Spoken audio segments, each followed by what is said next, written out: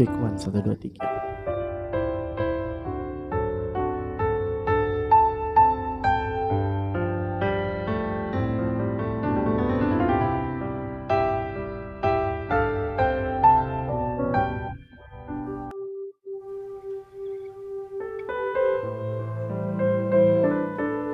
Oke, puji nama Tuhan. Shalom Bapak Ibu Saudara, shalom yang ada di rumah-rumah. Saya percaya hati kita limpah dengan sukacita karena kita bersama-sama kembali dalam persekutuan yang indah hari ini. Kita mau sama-sama bawa hati kita lebih lagi memuji menyembah Tuhan yang sangat baik. Sebelumnya mari kita berdoa bersama. Tuhan, Kau sungguh baik dalam hidup kami. Hati kami bersukacita karena Tuhan Yesus yang memelihara setiap kami dengan segala kebaikan-Mu Tuhan. Dan saat ini kami rindu memuji memuliakan nama-Mu dengan segenap hati kami. Dengan penuh sukacita kami mau tinggikan nama-Mu. Di dalam nama Yesus yang mau bersukacita lebih lagi, sama-sama katakan amin. Berikan tepuk tangan yang luar biasa buat Tuhan Yesus. Haleluya. Semuanya bertepuk tangan. Dengan penuh sukacita kita datang memuji memuliakan nama Tuhan. Haleluya. Angkat suara kita. Pujian syukurku ku naikkan bagi-Mu, kasih dan rahmat-Mu tercurah bagiku. Amin. Hidup bersama-Mu, ikut kehendak-Mu. Ku berjalan tinggalkan masa lalu. Mari sama-sama nyatakan kasih-Mu yang terbesar, kasih-Mu segalanya, janji-Mu yang sempurna. Oh, Kaulah sukacitaku, bersuka dalam-Mu. Amin. Yesus, Kau kekuatanku, aman di dalam-Mu, menara perlindunganku. Menari bagi-Mu, Yesus, Kau sukacitaku, mulialah nama-Mu, oh Yesusku. Yang bersukacita katakan amin. Mari dari rumah masing-masing tepuk tangan buat Tuhan. Come on. Pujian syukurku ku naikkan bagi-Mu, kasih dan rahmat-Mu tercurah bagiku. Hidup bersama-Mu, ikut kehendak-Mu. Kami berjalan Tuhan, ku berjalan tinggalkan masa lalu. Kasih-Mu yang terbesar, kasih-Mu segalanya, janji-Mu yang sempurna. Yang bersukacita angkat suara-Mu, come on. Bersuka dalam-Mu, Yesus, Kau kekuatanku, aman di dalam-Mu, menara perlindunganku. Menari bagi-Mu, Yesus, Kau sukacitaku, mulialah nama-Mu, oh Yesusku. Haleluya. Kami bersukacita Tuhan. Terus bertepuk tangan bersama malam hari. Hati kami limpah dengan syukur ya Tuhan. Angkat suara kita lebih lagi. Kasih-Mu yang terbesar, kasih-Mu segalanya, janji-Mu yang sempurna. Oh, Kaulah PD Raja Wali, sama-sama bersuka dalam-Mu, Yesus, Kau kekuatanku, aman di dalam-Mu, menara perlindunganku. Menari bagi-Mu, Yesus, Kau sukacitaku. Wow, mulialah nama-Mu.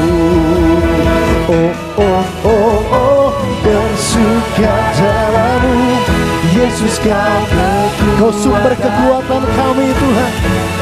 Aman di dalam-Mu, menara perlindunganku.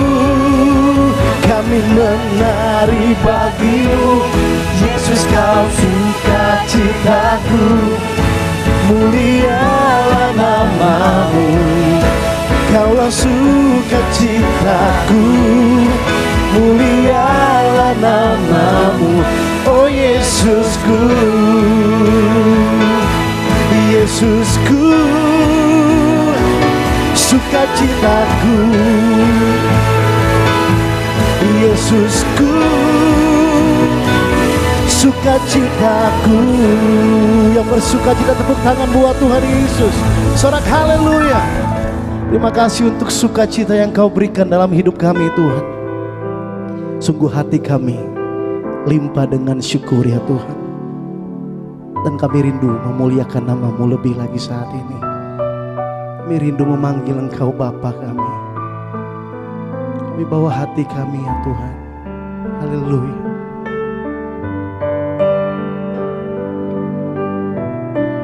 Mari bawa penyembahan kita. Mari sama-sama panggil Dia. Bapa, Bapa, ku naikkan syukur padamu. Bapa, Bapa, ku sembah sujud kepadamu.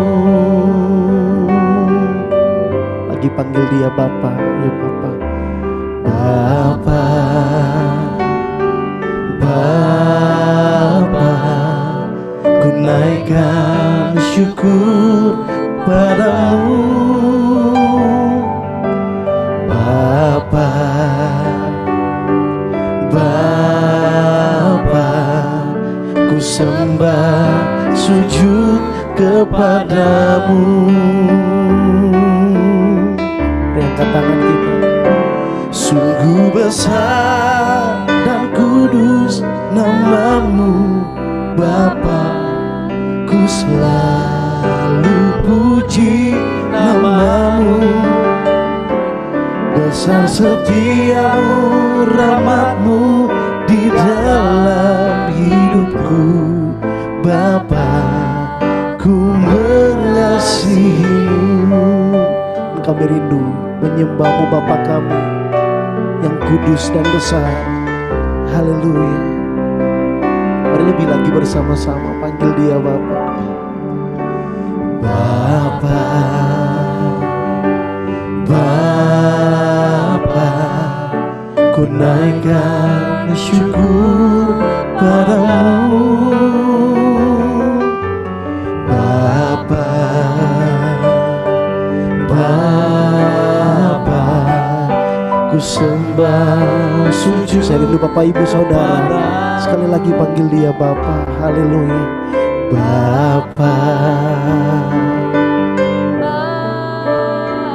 amin. Ku naikkan syukur padamu. Bapa, Bapa, ku sembah sujud kepadamu. Mari angkat tangan kita, sama-sama katakan. Sungguh besar dan kudus nama-Mu Bapa, ku selalu puji nama-Mu. Besar setia-Mu, rahmat-Mu di dalam hidupku. Bapa, ku mengasihi. Sungguh besar Tuhan, sungguh besar dan kudus nama-Mu Bapa, ku selalu puji nama-Mu. Amin. Besar setia-Mu, rahmat-Mu di dalam hidupku. Bapa, ku lebih lagi Bapak Ibu Saudara di rumah-rumah katakan. Sungguh besar dan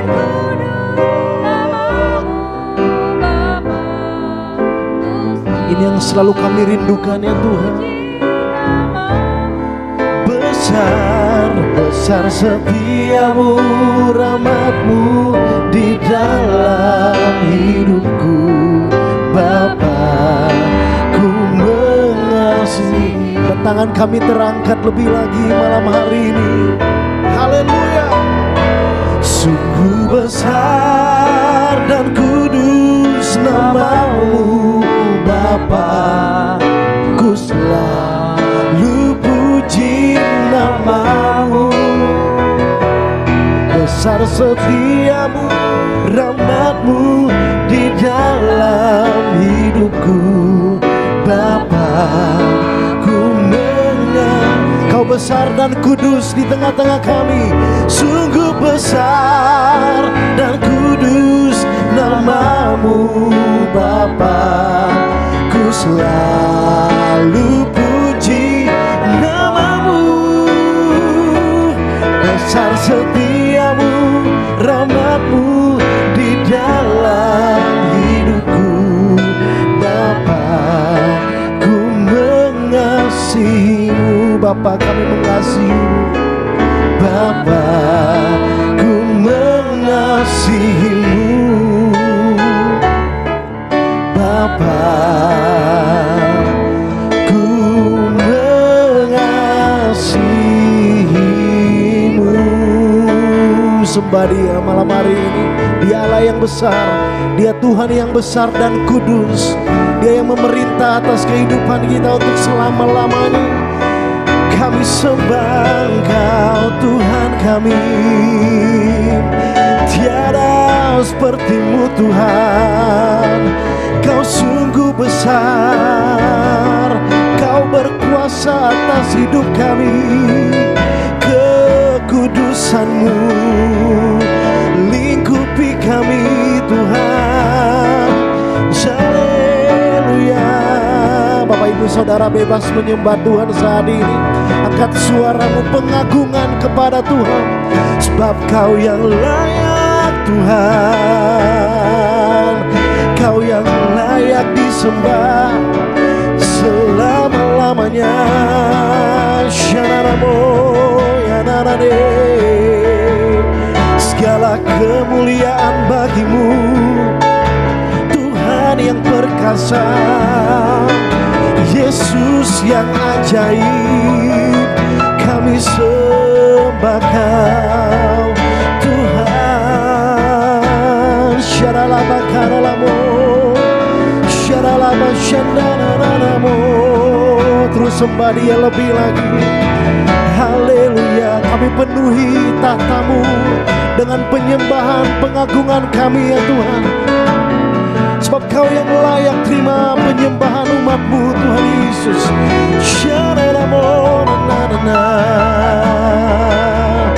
Bawa kami naik gunung kudus-Mu, mengalami kemuliaan-Mu, mengalami kebesaran-Mu Tuhan Yesus.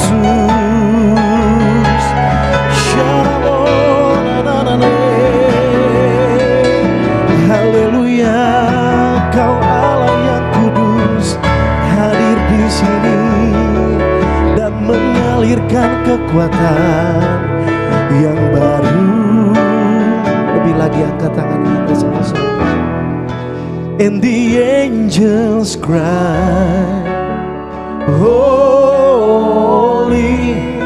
All creations cries, holy. You are lifted high, holy, holy forever. Hear your people sing, hear your people sing.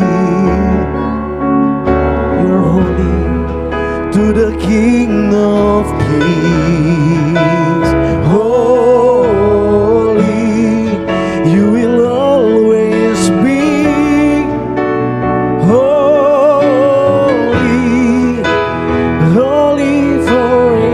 Saya rindu Bapak Ibu Saudara, angkat suara and sing together. And the angels cry, sing. Oh kudus Tuhan. All creation is cry holy.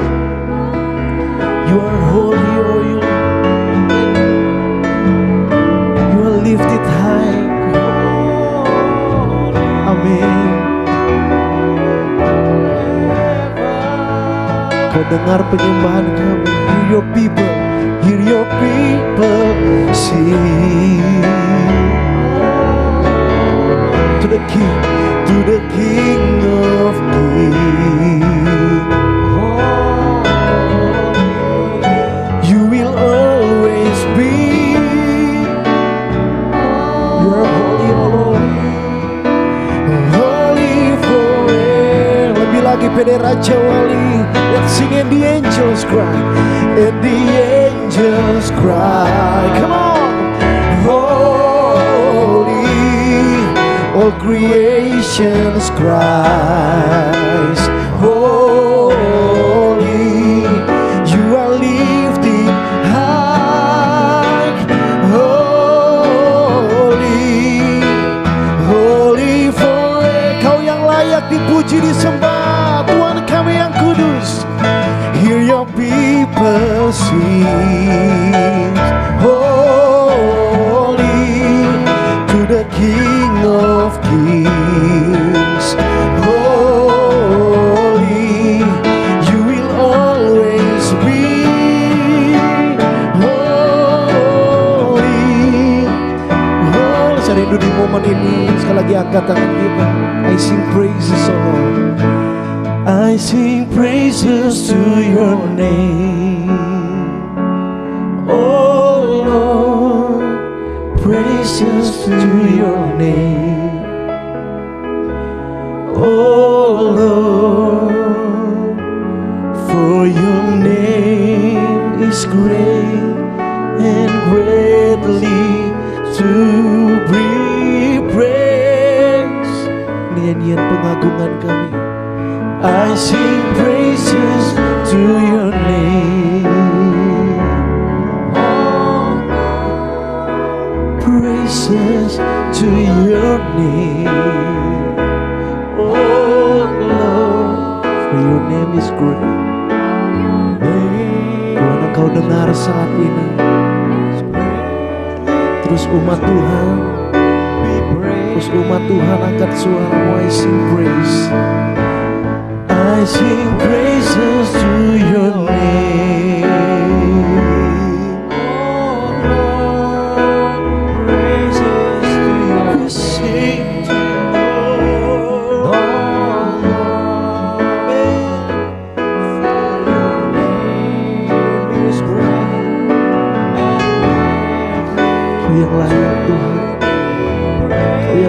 Disembah. I sing praises, I sing praises to your name.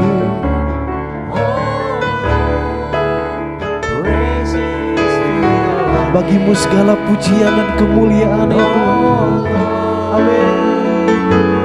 For your name is great and greatly to. Terus nyanyi yang terbaik buat Tuhan. I sing praises, I sing praises to your name, oh Lord. Praises to your name, oh Lord. For your name is great and greatly to be praised. I sing praises.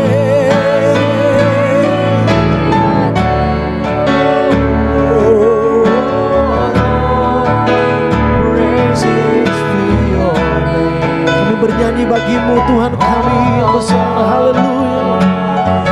For your name is great and greatly to be praised. Surga bumi menyembahmu Tuhan.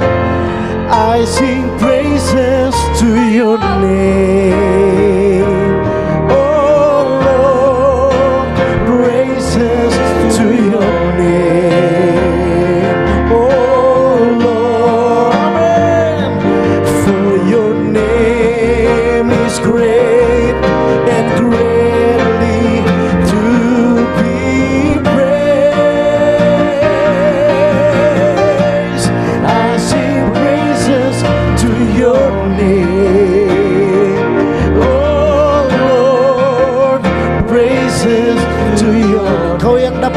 melakukan jauh lebih banyak Tuhan.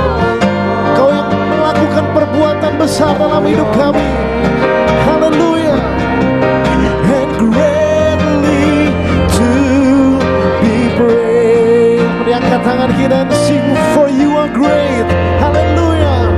For you are great. You do miracles so great.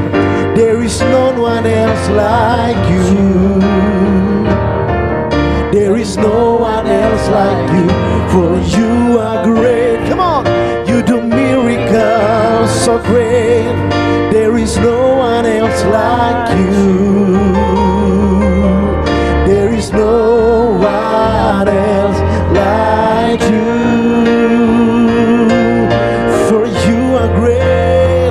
For you are great.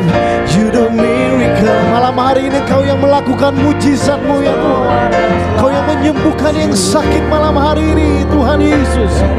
Haleluya. For you are great. You do miracle. Nyatakan mujizat-Mu ya Tuhan. Kekuatan yang baru mengalir malam ini.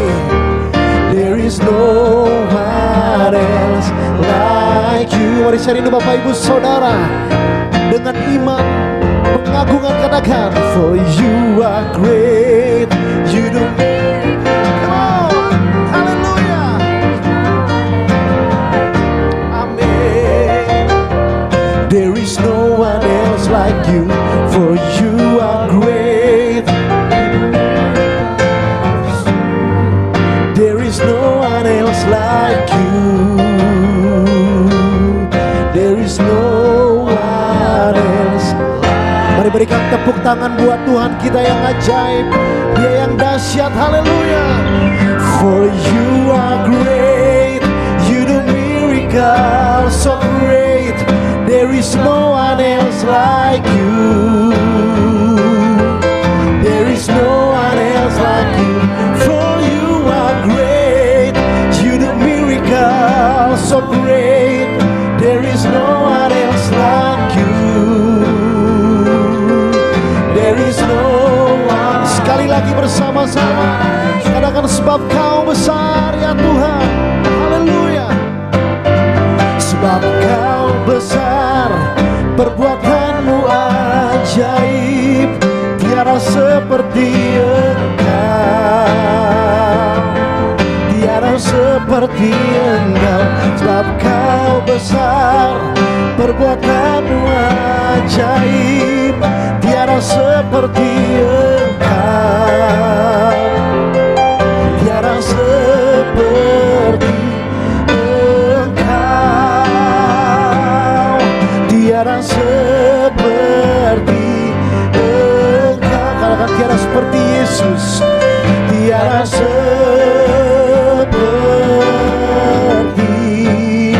Yesus. Tepuk tangan sorak-sorai buat Tuhan. Dialah yang besar, yang dahsyat, yang luar biasa. Terima kasih Tuhan, layaklah Engkau dipuji, disembah untuk selama-lamanya Tuhan. Dan malam hari ini, bila setiap pujian penyembahan kami menyenangkan Tuhan, memuliakan Tuhan, dan menyenangkan hati-Mu lebih lagi Tuhan. Dan kalau sebentar lagi mau sama-sama mendengarkan firman-Mu, kami rindu firman-Mu menguatkan setiap kami, mengubahkan setiap kami dengan kuasa. Dan kami sama-sama siapkan hati kami, urapi hamba-Mu Pastor Michael Wijaya akan menyampaikan firman malam hari ini. Kami percaya ada kekuatan yang baru disampaikan malam hari ini. Di dalam nama Yesus, yang siap untuk dengar firman Tuhan sama-sama katakan amin. Haleluya. Dengan kasih terus kami persilakan Pastor Michael Wijaya untuk menyampaikan. Haleluya. Puji Tuhan. Terima kasih untuk persekutuan doa Raja Wali yang kembali boleh mengizinkan saya malam hari ini untuk menyampaikan kebenaran firman. Saya percaya saudara semua dalam keadaan yang baik, di dalam kasih karunia dan penyertaan Tuhan.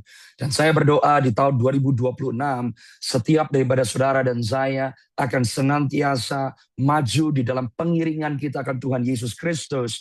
Dan lewat kehidupan saudara dan saya, Tuhan menghendaki untuk kita membangun kerajaannya supaya kehendaknya jadi di bumi seperti di dalam sorga. Saudara, pada malam hari ini saya akan menyampaikan pesan Tuhan menyangkut pentingnya membangun di dalam keluarga. Menjadikan keluarga kita menjadi jembatan, menjadi sarana supaya Tuhan boleh menyatakan kebenaran kerajaannya, kemuliaannya terjadi di bumi, termanifestasi seperti di dalam sorga. Mari kita buka Alkitab kita bersama-sama dari kitab Ayub pasal yang pertama, dari ayat yang pertama sampai ayat yang kelima. Saudara dan saya, malam hari ini saya mau menyampaikan bahwa setiap orang percaya di dalam Tuhan Yesus Kristus, saudara dan saya dipanggil untuk menyatakan kerajaannya. Amanat agung Tuhan Yesus Kristus mencakup dua hal. Yang pertama, di kitab Markus pasal yang ke-16, ayat yang ke-15 sampai ayat yang ke-20. Di Markus pasal yang ke-16, Tuhan berkata, beritakanlah Injil, preach the gospel kepada semua makhluk. Tanda-tanda yang ajaib menyertai pemberitaan Injil. Nah, sahabat saudara, amanat agung bukan hanya bicara tentang menyampaikan Injil untuk membawa orang supaya datang kepada terang Tuhan yang ajaib, mengalami keselamatan. Sebab ingat, goal Tuhan bukan cepat-cepat membawa manusia pergi meninggalkan bumi untuk kembali ke surga. Orang percaya diberikan oleh Tuhan hak istimewa. Keselamatan salib Kristus adalah titik awal kita. Dia yang datang dari mahkota, turun ke dunia, naik ke kayu salib, supaya saudara dan saya memulai perjalanan kita dari kayu salib untuk kembali ke mahkota. Tuhan menciptakan manusia bukan di sorga. Manusia diciptakan di bumi.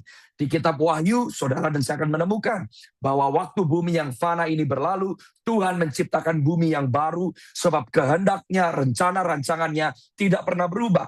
Yaitu Tuhan rindu supaya kehendak Bapa, kerajaan Bapa yang menjadi gaya hidup sorga, kultur sorga, budaya sorga, termanifestasi di bumi seperti di sorga.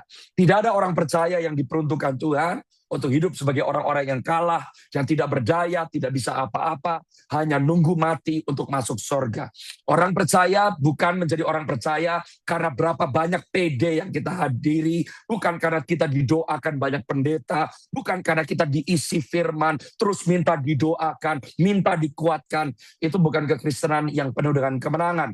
Tuhan rindu setiap orang percaya yang sudah dilahirkan kembali, beranjak menjadi dewasa. Sebab Alkitab dimulai dengan keluarga, Alkitab ditutup dengan keluarga. Alkitab dimulai di kitab Kejadian dengan Adam dan Hawa yang membentuk keluarga yang ilahi, yang memiliki gambar dan rupa Tuhan. Kitab Wahyu ditutup dengan perjamuan kawin anak domba, di mana Yesus Kristus akan menikah dengan mempelainya yang kudus untuk memerintah, supaya waktu Yesus dimuliakan, maka orang-orang yang dibenarkan, orang-orang yang mau jadi dewasa, orang-orang percaya yang jadi dewasa, bukan hanya masuk surga, tapi yang menjadi hak istimewa saudara dan saya adalah memerintah bersama dengan Tuhan Yesus selama-lamanya. Dan tidak ada anak kecil yang akan menjadi mempelai, karena yang hanya menikah adalah orang-orang dewasa. Dan Yesus Kristus mencari mempelai-mempelai yang segambar, yang serupa dengan Allah. Apa yang Yesus lakukan, mempelainya bisa lakukan. Apa yang ada di hati dan pikiran Yesus, ada di hati dan pikiran mempelainya. Orang Kristen yang dewasa, yang tidak hanya minta dilayani, yang tidak hanya minta didoakan, yang tidak hanya minta dinubuatkan, tapi yang bernubuat, tapi yang menginjil, melepaskan yang terbelenggu, menyembuhkan yang sakit, menyatakan bahwa Yesus Kristus adalah jalan, kebenaran, kehidupan dari selama-lamanya sampai selama-lamanya. Nah, saudara, di kitab Matius 28, ayat yang ke-18 sampai ayat yang ke-20, saudara tidak akan menemukan kata memberitakan Injil. Tapi yang ada adalah jadikan semua bangsa murid. Kata menjadikan berarti kata membentuk. Kata menjadikan berarti kata bekerja. Kata menjadikan lebih intricate, lebih detail, lebih membutuhkan keterampilan, lebih membutuhkan hikmat marifat. Bukan hanya memberitakan Injil, tapi saudara dan saya diperuntukkan untuk menjadi orang-orang yang membawa reformasi, mereformasi komunitas, mereformasi bangsa. Lewat apa? Lewat setiap sarana yang Tuhan percayakan. Lewat keluarga kita, lewat keterampilan kita, lewat talenta kita. Dimulai dari keluarga. Keluarga unit yang pertama, di mana saudara dan saya belajar untuk saling memperlengkapi, supaya yang kita bangkitkan bukan hanya anak-anak yang sekolah tinggi, bukan hanya anak-anak yang masuk ke universitas, tapi agnostik, nggak percaya Tuhan, bakal meninggalkan Tuhan, sebab kaya tetap bisa berakhir di neraka, orang yang diberkati tetap bisa berakhir di neraka, sebab berkat tidak ada urusannya dengan kekristenan iman kita. Berkat diberikan karena Tuhan baik. Saudara dan saya beribadah bukan untuk diberkati, engkau melayani bukan untuk diberkati, engkau berdoa, menginjil, melayani bukan supaya Tuhan memberkati saudara. Karena kalau saudara dan saya takut tidak diberkati, kalau kita tidak melakukan yang menjadi kedisiplinan rohani, maka saudara dan saya sudah ada di bawah kutuk. Kita melayani karena kita mengasihi Tuhan. Kita menginjil karena kita mengasihi sesama. Kita mau berkorban karena kita mengasihi Tuhan. Orang percaya yang jadi dewasa, kita tidak mencoba memelintir tangan Tuhan, tapi karena kita diberkati supaya kita berkarya. Kita diberkati supaya kita menyatakan surga. Kita diberkati supaya kehendak Bapa bisa jadi lewat kehidupan kita di bumi seperti di dalam surga. Nah, Alkitab juga berkata bukan hanya menjadikan sebuah bangsa murid, tapi ajarlah. Mengajar berarti saudara mulai mengimpartasikan nilai-nilai kebenaran. Dan itu membutuhkan waktu. Dimulai dari keluarga. Saya berdoa saudara dan saya di hari-hari terakhir ini, kalau engkau adalah orang tua dan engkau mengejar anakmu supaya sukses, punya pekerjaan bagus, tapi kalau anak-anakmu nggak cinta Tuhan, sangat menyedihkan saudara. Berapa banyak orang tua yang merasa saya melayani, saya melakukan bagian saya, yang penting anak saya diberkati, Tuhan buka jalan, dapat beasiswa, tapi kita tidak pernah menanamkan nilai-nilai kebenaran, maka saudara dan saya adalah orang-orang yang gagal. Tidak sedikit orang tua Kristen yang kita kejar adalah supaya anak-anak kita bisa mencapai semua yang dunia tawarkan, sehingga saudara dan saya tidak ada bedanya dengan dunia. Baru waktu anak kita aborsi, anak kita gay, anak kita lesbian, anak kita nggak mau cinta Tuhan, nggak mau datang ke gereja, baru datang ke pendeta, minta didoain. Kalau saudara nggak bisa berdoa untuk anakmu sendiri, jangan harap pendeta bisa doain anakmu saudara. Karena yang diberikan tanggung jawab untuk kebangunan rohani keluargamu, bukan pendeta, bukan gerejamu, tanggung jawab setiap orang percaya. Dan saya berdoa setiap orang percaya, suami, istri, ayah, ibu, saudara dan saya mengambil peran kita seperti yang Tuhan kehendaki. Itu adalah amanat agung yang Tuhan percayakan kepada orang percaya. Dimulai dari keluarga saudara. Yang mengerti katakan amin. Coba lihat Ayub pasal yang pertama. Dari ayat yang pertama sampai ayat yang ke-5, saya mau saudara melihat, seringkali banyak orang berkata, kenapa orang yang saleh seperti Ayub harus mengalami apa yang dia alami.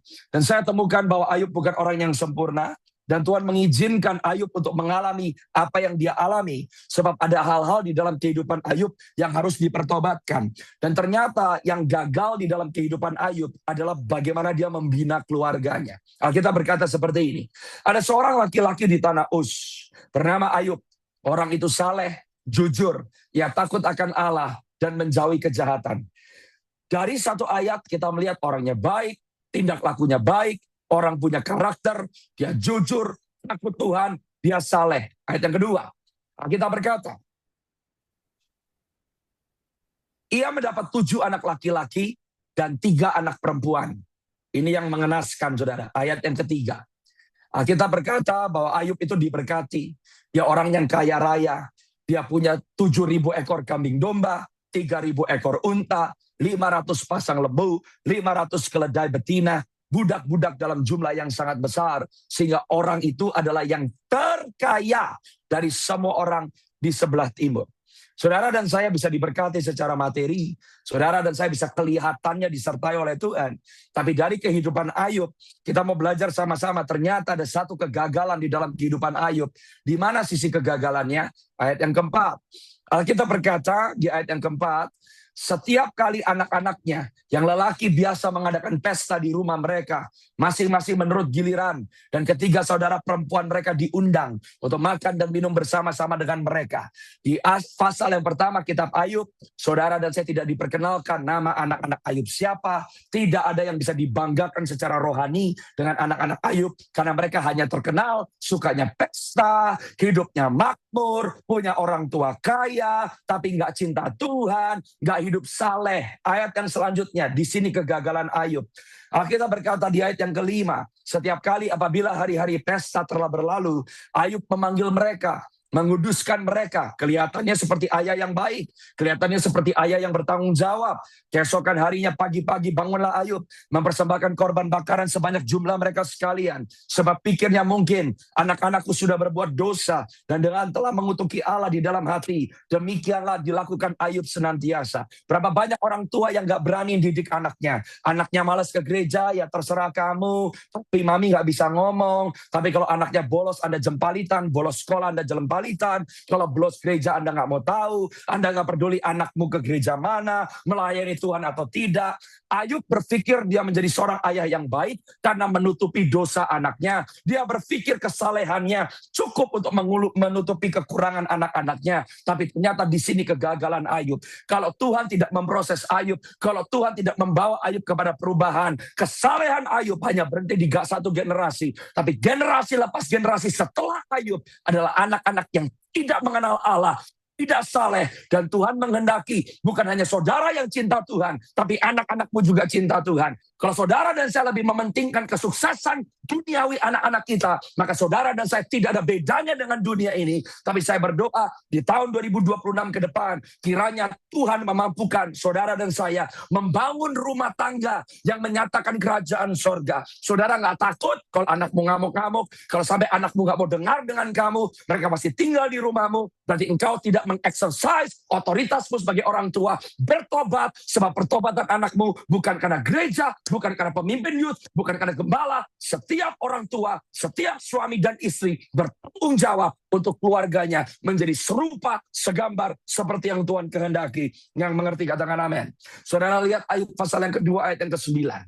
Saudara, bagaimana seorang yang begitu saleh, seorang yang jujur, seorang yang cinta Tuhan, seorang yang taat. Tapi di Ayub pasal yang kedua, ayat yang ke-9, satu-satunya ayat yang memperkenalkan istri Ayub.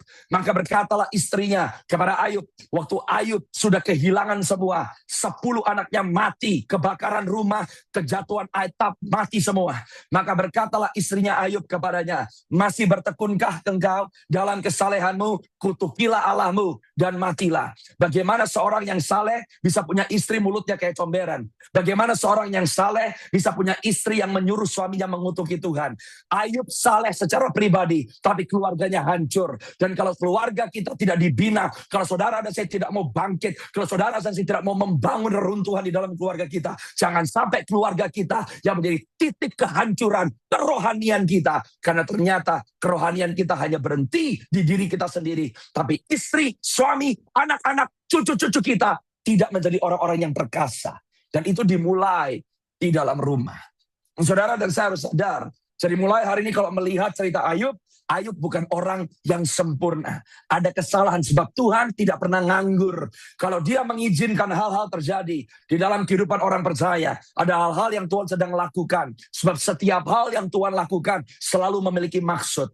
Pertobatan adalah awal dari pemulihan. Pertobatan adalah kerendahan hati. Untuk berkata, Tuhan bentuk aku, koreksi aku. Yang Tuhan kehendaki bukan hanya engkau yang saleh, tapi keluargamu saleh, anak-anakmu saleh. Kalau hari ini engkau orang tua, anak-anakmu nggak mau datang ke gereja, anak-anakmu jadi apatis, padahal sekolah di Amerika, padahal sekolah di Inggris, banyak orang tua konyol, kirim anak-anaknya ke luar negeri, dan di situ mereka dimuridkan oleh dunia, padahal rohaninya nggak kuat, karena yang dipikirkan cuma dapat sarjana, yang dipikirkan supaya dapat tren, yang dipikirkan supaya bisa dapat kerjaan bagus, yang dipikirkan supaya kaya raya. Bertobat, karena banyak orang tua mengutus anak-anaknya ke luar negeri, di dalam keadaan rohani yang cerdil, Dan waktu mereka sampai di luar negeri, mereka aborsi, mereka punya hubungan seks di luar nikah, mereka jadi bingung dengan kelamin mereka terjerat dengan agnosticism, mereka terjerat dengan ateism, mereka terjerat dengan New Age, mereka terjerat dengan pengajaran-pengajaran yang sesat. Dan ternyata yang bertanggung jawab adalah orang tua di dalam Tuhan yang tidak mengerti siapa diri mereka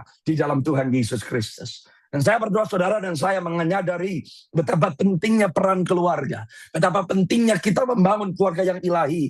Jangan sampai ternyata yang kita cari tidak ada bedanya dengan dunia. Akhirnya kita hanya memperalat Tuhan supaya kita mendapatkan apa yang kita mau. Bukannya kita membangun rumah tangga dan keluarga kita untuk menjadi seperti yang Tuhan mau. Sekarang lihat Ayub pasal yang ke-42 dari ayat yang ke-12 sampai seterusnya. Setelah Ayub bertobat, waktu dia ketobatan dimulai dari kita, bukan pasangan kita. Anda bisa lihat di Ayub pasal yang kedua, di ayat yang ke-9, istrinya Ayub kayak comberan mulutnya. Tapi Ayub nggak pernah, Ayub menghardik istrinya. Tapi Ayub nggak minta istrinya bertobat dulu. Ayub nggak minta istrinya berubah dulu. Yang berubah Ayub. Yang Anda bisa lihat adalah kerendahan hati seorang Ayub yang mau disempurnakan oleh Tuhan. Nah, waktu Tuhan memulihkan kehidupan Ayub di Ayub 42, lihat apa yang dipulihkan. Tuhan memberkati Ayub dalam hidupnya yang selanjutnya lebih daripada dalam hidupnya yang dahulu. Yang mendapat 14.000 ekor kambing domba, 6.000 unta, 1.000 pasang lembu, 1.000 ekor keledai betina. Untuk Tuhan mau memberkati kehidupanmu gampang. Untuk Tuhan mau bawa bisnismu sukses, oke. Untuk Tuhan mau bikin omsetmu naik 2 kali lipat. Itu bukan masalah, sebab setiap berkat punya tujuannya. Dan saudara dan saya bisa mendapatkan berkat tanpa mendapatkan hati Tuhan. Makanya kita tidak menganut Injil kemakmuran. Kita menganut Injil kerajaan Allah. Yang diberitakan oleh Tuhan Yesus bukan sekedar Injil keselamatan. Yang diberitakan oleh Tuhan Yesus adalah Injil kerajaan sorga. Kemakmuran bagian dari Injil kerajaan sorga. Tapi kalau saudara dan saya mau makmurnya, kita bisa makmur tanpa mendapatkan Tuhan. Tapi Injil kerajaan sorga, kita mendapatkan hati Tuhan terlebih dahulu. Maka semua yang menjadi milik raja menyertai kita. Dan yang paling penting, saudara dan saya mendapatkan hati dan pikiran raja. Injil kerajaan sorga berkata, carilah dahulu kerajaan Allah dan kebenarannya. Maka segala sesuatu yang saudara dan saya butuhkan untuk kita bisa berhasil melakukan yang menjadi mandat Tuhan selama kita tinggal di bumi akan ditambahkan oleh Tuhan. Tuhan gak anti dengan anakmu sekolah tinggi. Tuhan gak anti dengan anakmu diberkati. Tuhan tidak anti dengan bisnismu diberkati. Tapi jangan sampai saudara dan saya membangun dengan urutan yang salah. Karena dunia bisa memberikan yang namanya ketenaran, yang namanya kelimpahan, yang namanya banyak uang. Tapi harta yang termahal buat orang percaya adalah mendapatkan hati Tuhan Yesus Kristus. Kenapa kita perlu pengurapan? Karena pengurapan adalah kemampuan untuk mengelola berkat. Banyak orang yang minta berkat, tapi tidak pernah jadi dewasa dan tidak bisa mengelola berkat. Makanya berkat bisa datang tapi hidup kita nggak berubah. Berkat bisa datang tapi kita tetap miskin secara rohani. Berkat bisa datang tapi kita tetap kekurangan. Kenapa? Karena kita kehilangan esensi dari berkat yang sejati. Dan berkat kita terima waktu kita menjadi serupa seperti Yesus. Karena ingat, setiap berkat disertai dengan tujuan yang ilahi. Ayub 42, ayat yang selanjutnya, ayat yang ke-13. Waktu Ayub dipulihkan, semua harta bendanya double. Harta benda double. Jumlah unta double, jumlah anak kambing double, jumlah domba-domba double. Tapi lihat baik-baik di ayat yang ke-13. Ia juga mendapat 7 orang anak laki-laki dan 3 orang anak perempuan. Ini yang ditebus oleh Tuhan, ini yang diperbaiki oleh Tuhan. 10 anak Ayub di Ayub pasal yang pertama mati yang tidak dididik oleh Tuhan. Semua harta benda Ayub berlipat kali ganda, tapi jumlah anak-anak yang lahir dari masa pemulihan Ayub jumlahnya sama. 7 anak laki-laki, 3 anak perempuan. Tapi ada yang berbeda. Di Ayub pasal yang pertama, Anda dan saya tidak diperkenalkan kepada nama anak-anak Ayub. Anak-anak gak punya identitas. Anak-anak gak punya karakter. Cuma taunya tinggal di rumah bapak, punya bapak kaya raya. Cuma taunya pesta, tapi tidak punya jejak perjalanan iman dengan Tuhan. Tapi di Ayub 42, berbeda. Lihat ayat yang ke-14.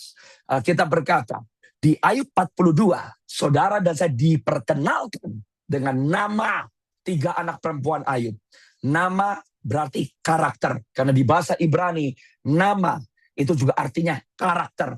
Di balik sebuah nama ada tabiat. Di balik sebuah nama ada perasaan. Di balik sebuah nama ada pemikiran. Di balik sebuah nama ada karakter pribadi yang memiliki nama tersebut.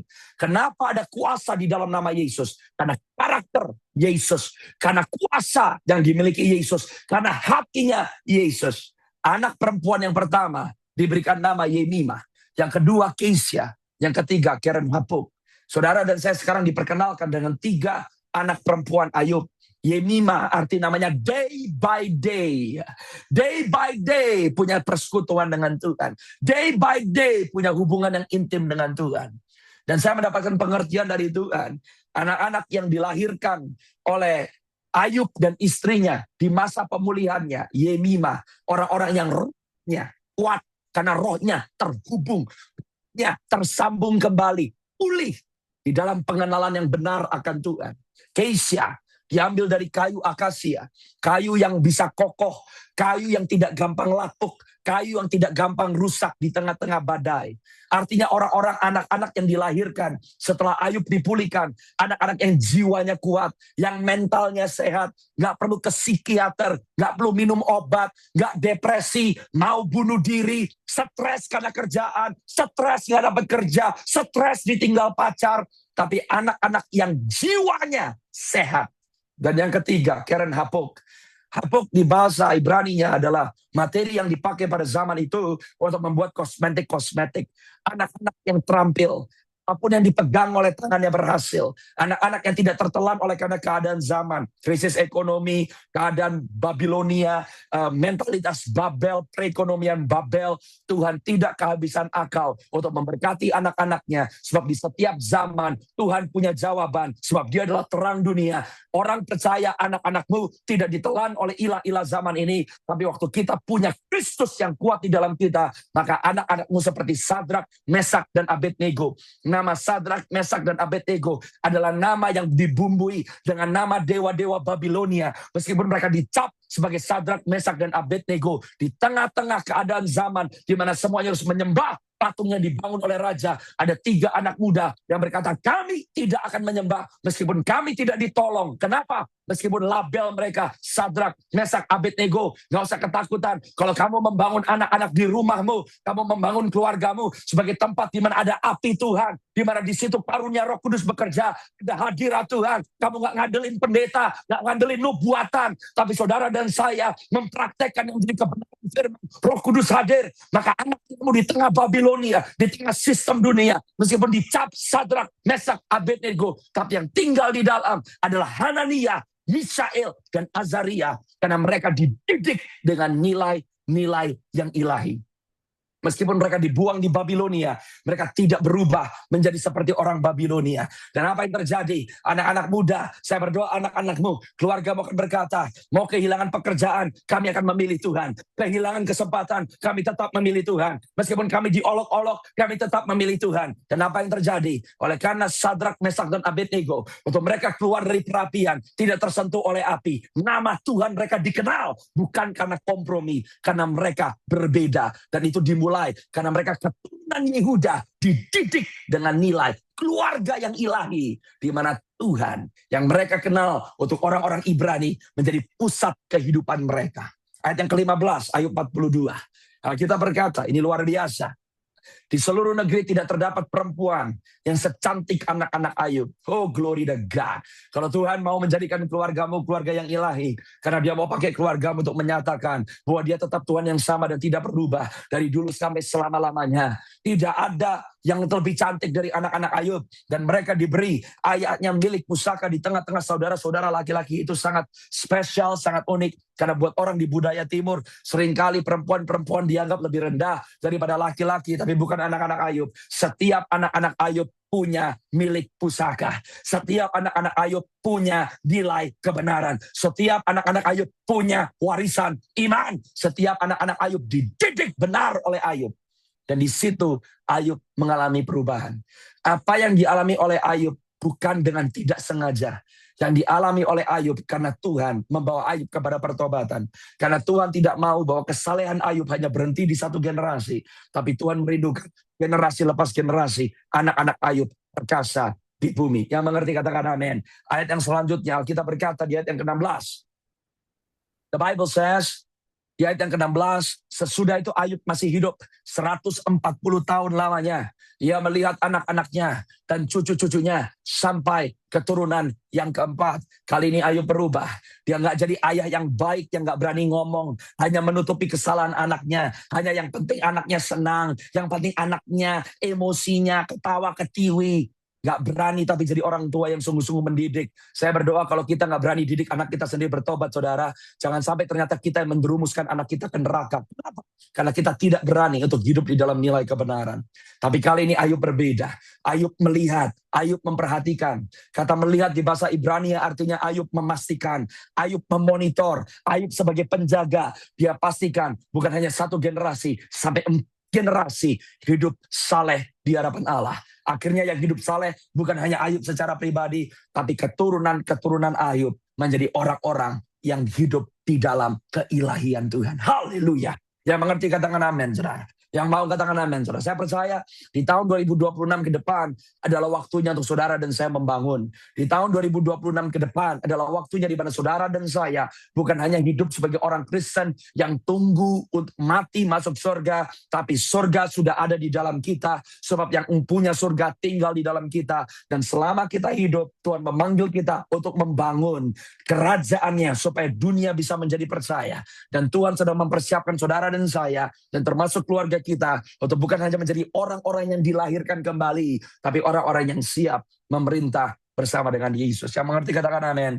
Saudara buka sekarang Keluaran pasal ke-20, ayat yang pertama sampai yang ke-17. Dan saya hanya mau menyampaikan beberapa poin kepada saudara. Saya berdoa ini akan memberkati saudara, supaya saudara dan saya melihat. Saya mempersiapkan 10 poin ini waktu beberapa minggu yang lalu. 2 anak rohani saya, mereka menikah. Saya menjodohkan mereka membangun rumah tangga yang baik, yang ilahi, diberkati. Dan pesan ini Tuhan sampaikan untuk saya bagikan kepada mereka di hari pernikahan mereka. Dan saya mau menyampaikan, saya berdoa ini juga memberkati saudara. Ada 10 hukum, the 10 commandments of a healthy, holy family. Saudara dan saya harus sadar bahwa karya salib Kristus tidak pernah menghapus hukum.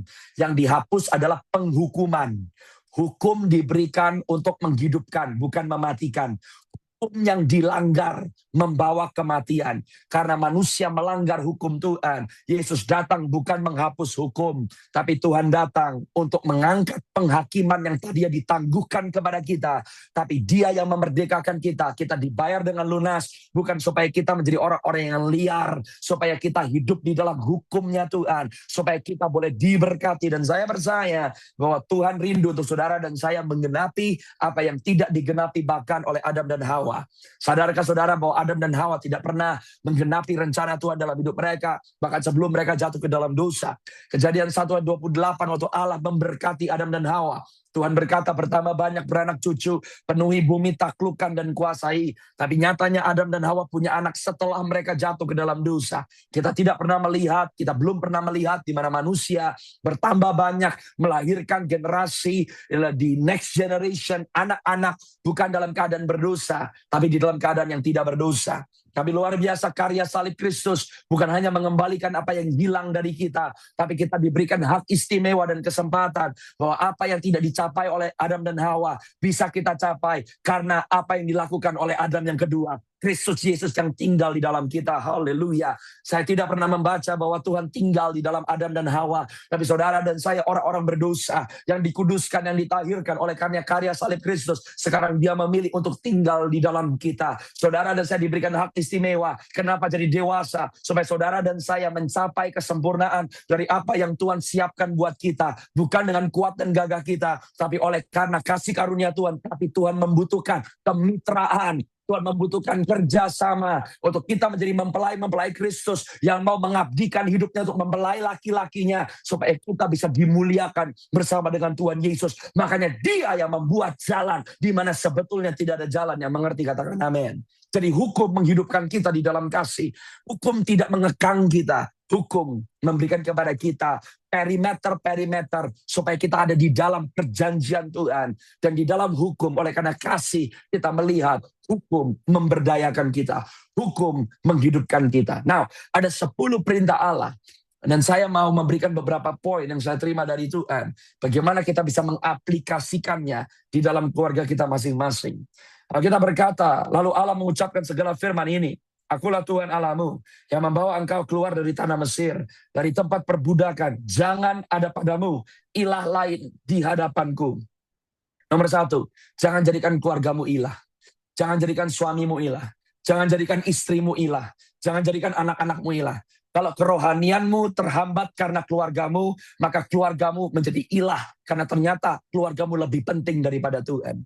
Jangan jadikan suamimu ilah. Jangan jadikan istrimu ilah. Jangan jadikan perasaan anakmu ilah. Tapi posisikan hidupmu. Tahu bahwa yang pertama kamu layani, yang pertama kamu mengabdikan hidupmu, yang pertama kamu jadikan prioritas adalah Tuhan.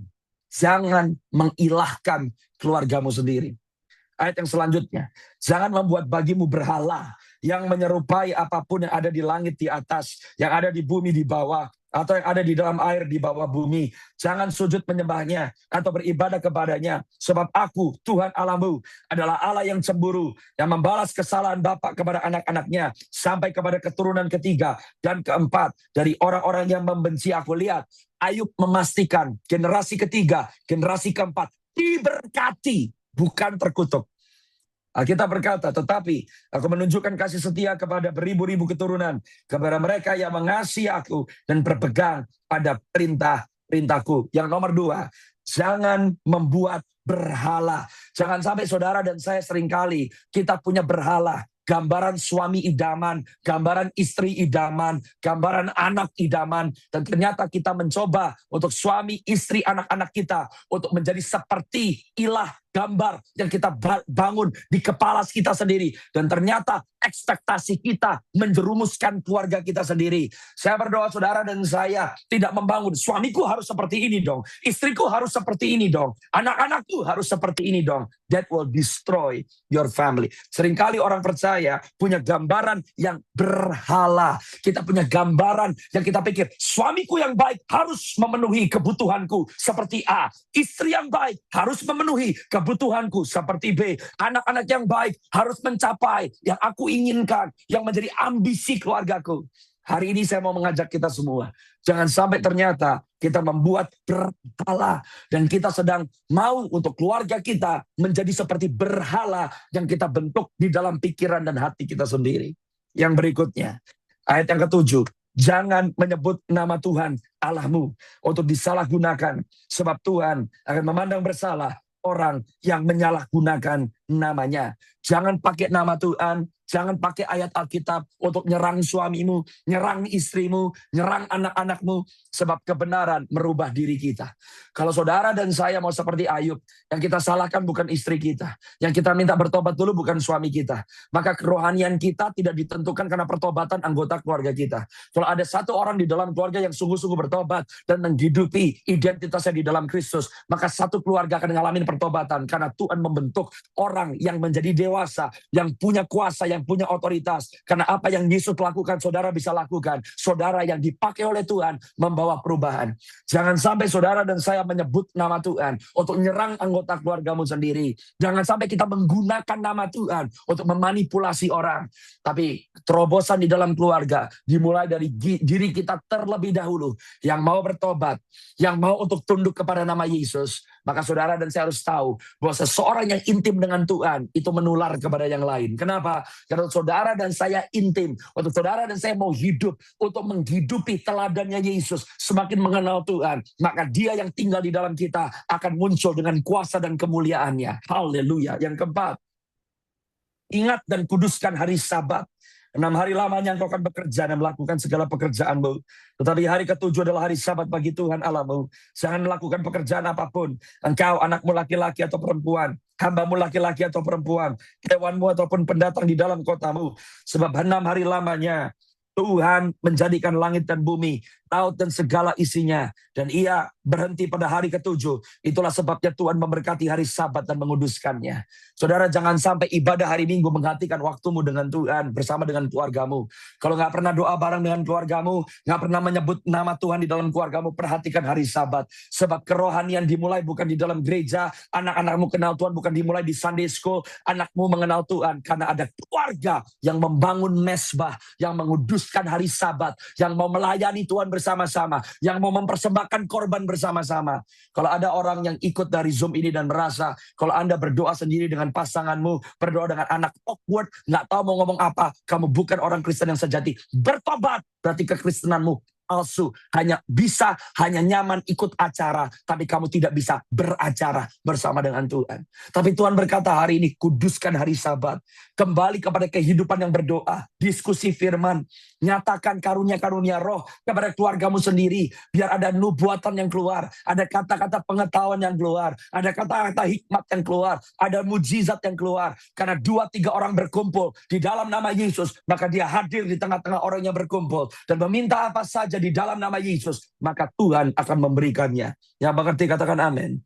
Yang berikutnya Alkitab berkata di ayat yang ke-12, hormatilah ayahmu dan ibumu, supaya kamu hidup lama di tanah yang diberikan Tuhan Allahmu kepadamu. Kalau saudara dan saya mau menuai anak-anak yang hormat, saya mau mengencourage seberapapun umur kita, hormati orang tuamu, hormati mertuamu. Jangan sampai kita ikut dengan budaya zaman sekarang. Mertua, lidah mertua, marah-marah, cabai dinamain lidah mertua. Mertua saya yang rusak keluarga saya. Kalau saudara dan saya tidak bisa mengampuni generasi yang di atas kita, maka kita akan menuai generasi yang kepahitan dengan kita. Kalau saudara dan saya tidak bisa menghormati generasi yang sebelum, maka engkau akan menuai generasi yang memberontak sesudah engkau. Saya berdoa mengajak kita semua, kalau engkau belum melepaskan pengampunan buat orang tuamu sendiri atau mertuamu, hormati orang tuamu, karena kultur kerajaan sorga dimulai dari dalam keluarga. Yang mengerti katakan amin. Yang berikutnya Alkitab berkata, jangan membunuh. Jangan membunuh destiny Tuhan dalam hidup pasanganmu. Jangan membunuh emosi pasanganmu. Jangan membunuh emosi anak-anakmu. Jangan sampai saudara juga membunuh dengan apa? Kita tidak bisa bertanggung jawab dengan kesehatan kita sendiri. Kita semena-mena dengan tubuh jasmani kita sendiri. Jangan bunuh destiny Tuhan dalam hidupmu. Jangan bunuh kesehatanmu sendiri. Artinya apa? Jangan membunuh. Pastikan engkau menjaga, engkau mensyukuri, engkau mengelola dengan baik kehidupan yang Tuhan sudah percaya. Sebab kalau saudara dan saya tidak bisa dipercaya, bahkan dengan kesehatan kita sendiri, dengan kedisiplinan kita sendiri, maka tanpa sadar, karena kelalaian kita, bukan hanya kita yang dirugikan, tapi keluargamu juga ikut dirugikan. Ayat yang selanjutnya, yang berikutnya, jangan berzina. Jangan berzina gampang, saudara. Jangan sampai kita mendua hati. Jangan sampai kita mengkhianati pasangan kita. Tapi jangan sampai kita berzina dengan pasangan kita, dengan kita menggantikan posisi Tuhan dalam kehidupan kita. Ingat, untuk setiap wanita, mempelai agungmu, suami pertamamu, Yesus Kristus namanya. Lihat untuk para pria, kita pun disebut mempelai Kristus. Jangan sampai kita berzina dengan menjadikan pasangan kita, keluarga kita lebih penting daripada dedikasi hidup kita untuk mengiring sang mempelai agung, yaitu adalah Tuhan Yesus Kristus. Yang berikutnya, jangan mencuri. Jangan mencuri waktu Tuhan dalam keluargamu. Jangan mencuri waktu anak-anakmu mau melayani Tuhan. Jangan mencuri waktu suami dan istrimu mau mendedikasikan hidupnya untuk melayani Tuhan. Artinya apa? Jangan mengambil yang bukan bagianmu. Berserah kalau yang bukan bagianmu, yang bukan menjadi tanggung jawabmu, izinkan Tuhan yang berdaulat. Jangan curi rencana Tuhan karena ambisi yang kita pakai. Suami saya harus melakukan ABC, baru dia adalah suami yang baik. Ingat, setiap pasangan harus mendorong satu sama lainnya untuk mengenapi rencana-rancangan Tuhan dalam kehidupan pasangan kita, termasuk untuk anak-anak kita. Ingat saudara dan saya, pengelola bukan pemilik. Tuhan mau kita mengelola bumi, bukan memiliki bumi. Orang yang mau memiliki bumi, cenderung serakah dan mencelakakan dirinya sendiri. Tapi orang yang mengelola, berserah dan percaya. Jangan mencuri yang menjadi milik Tuhan. Jangan curi destiny Tuhan dalam kehidupan keluargamu. Jangan curi waktu yang suami atau istri atau anak-anakmu mau dedikasikan buat Tuhan. Banyak orang tua keberatan anaknya melayani. Karena engkau mau yang penting sekolah nggak bolos. Yang penting ikut ekstrakurikuler aktivitas A, B, C. Karena kita mau anak kita memenuhi standar kita, memenuhi ambisi kita. Jangan curi. Kalau anak-anakmu mau melayani Tuhan, izinkan mereka memiliki perjalanan iman mereka dengan Tuhan. Izinkan mereka punya dan membangun sejarah mereka dengan Tuhan. Dan yang berikutnya, Alkitab katakan, jangan memberikan kesaksian dusta terhadap sesamamu. Saudara, jaga integritas di dalam keluargamu. Jangan bersaksi dusta. Di ayat yang ke-16, artinya apa saudara? Ngomong A, B, B. Kalau engkau perlu tegur anak-anakmu, tegur. Jangan coba menutup-nutupi kebenaran hanya supaya engkau nggak menyinggung perasaan mereka. Tapi ngomong yang jujur, integritas dibangun di dalam rumah tangga. Jangan mengucapkan saksi dusta tentang sesamamu. Jangan sampai kita menjerumuskan keluarga kita sendiri. Karena kita nggak berani ngomong sama anak-anak kita. Kalau kamu nggak mau bertobat, neraka tempatmu. Kalau kamu nggak mau bertobat, maka kamu berbahaya di hadapan Tuhan. Seringkali paling gampang kita melihat kesalahan keluarga lain. Tapi kita lemah dan kita nggak berani untuk ngomong kebenaran dengan keluarga kita sendiri. Dan yang paling terakhir, yang ke-10, ayat yang ke-17. Jangan mengingini rumah sesamamu. Jangan mengingini istrinya. Hambanya laki-laki atau hambanya perempuan. Atau lembunya atau keledainya. Atau apapun yang dipunyai oleh sesamamu. Jangan bandingkan keluargamu dengan keluarga orang lain. Jangan bandingkan pasanganmu dengan suami orang, dengan istri orang. Jangan bandingkan anakmu dengan anak orang lain. Hari ini saya mau mengajak kita, syukuri keluargamu. Syukuri keluargamu. Syukuri yang Tuhan sudah percayakan. Tapi kalau di tahun 2026 kita mau membangun, seperti Ayub, saya berdoa, saudara dan saya berhasil. Kita berhasil menjadikan semua bangsa murid Tuhan. Kita mengajarkan apa yang Tuhan ajarkan kepada kita. Kebangunan rohani dimulai di dalam keluarga kita, pribadi lepas pribadi. Yang mengerti katakan amin, saudara. Saya berdoa, kita jadi orang Kristen yang membangun, bukan orang Kristen yang anak-anak terus. Coba cek berapa lama kita sudah jadi orang Kristen, apa yang sudah kita lakukan bagi hormat dan kemuliaan nama Tuhan. Sebab Tuhan mau kita menjadi orang-orang yang bisa dipercaya.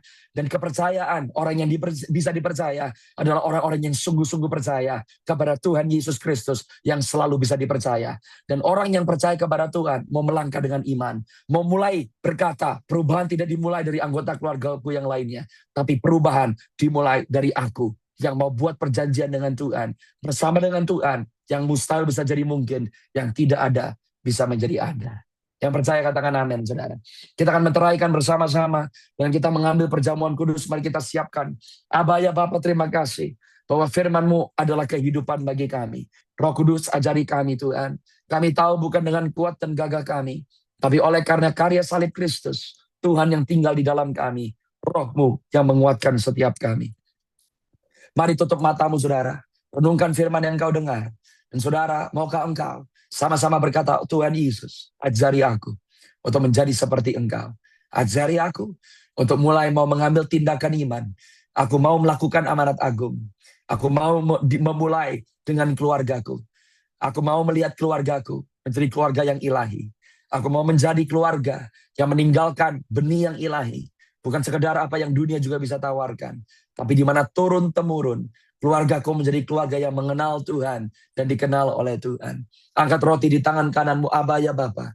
Terima kasih untuk tubuhmu yang dipecah-pecahkan bagi kami. Oleh karena Engkau Tuhan, kami yang sakit jadi sembuh. Kami yang tidak berdaya, kami berdaya. Kami yang tadi nggak punya harapan, kami punya pengharapan. Kami tahu Tuhan Yesus, oleh karena tubuh-Mu Tuhan, maka kami mendapatkan kekuatan. Ajari kami Tuhan, untuk kami memperhitungkan dan menghitung hari-hari kami dengan penuh bijaksana. Supaya kami tidak menyanyiakan masa anugerah, kasih karunia yang Tuhan berikan kepada kami. Kalau saudara percaya, engkau mau menyatu dengan tubuh Kristus, bukan dengan kuat dan gagah kita, tapi semata-mata oleh karena Roh-Nya yang kudus. Mari kita makan bersama-sama dengan penuh iman, dengan penuh ucapan syukur di dalam nama Tuhan Yesus Kristus.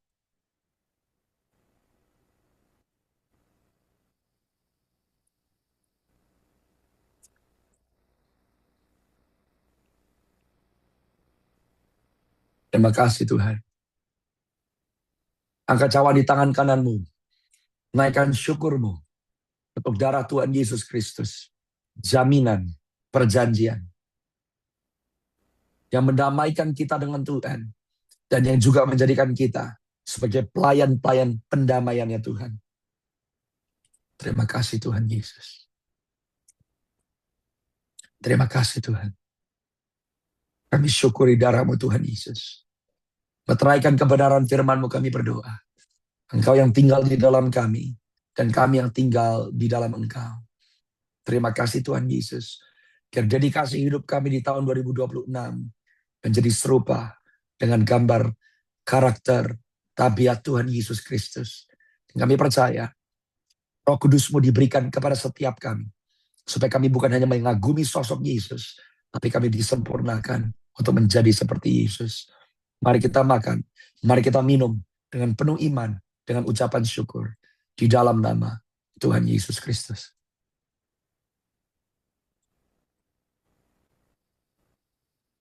Terima kasih Tuhan. Naikkan syukur-Mu di hadapan Tuhan. Terima kasih Aba. Kau baik Tuhan. Engkau setia.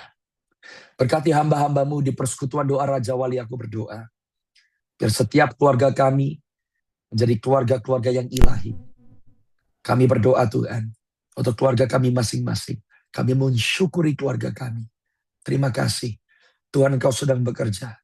Rencana-rancangan-Mu buat keluarga kami. Bukan rancangan kecelakaan. Tapi masa depan yang membawa harapan. Terpuji nama-Mu dari kekal sampai kekal, selama-lamanya. Di dalam nama Tuhan Yesus Kristus. Yang percaya, mari sama-sama katakan. Amin.